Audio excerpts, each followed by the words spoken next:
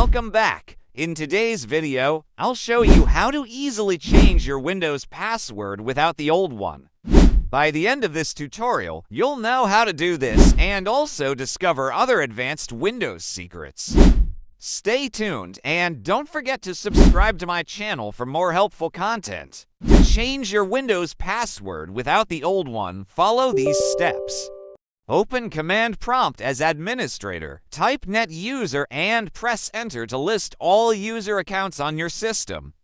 To change the password of a specific account, type NetUser account name new password, replace account name with the username and new password with your desired password.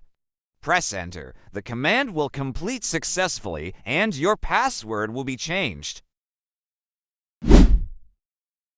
Let's move to the next step. If you want to find any Wi-Fi password, type the following command. netwlan show profile. This will display all network profiles. In my case, I have only one profile. To save this profile to your PC, type the following command.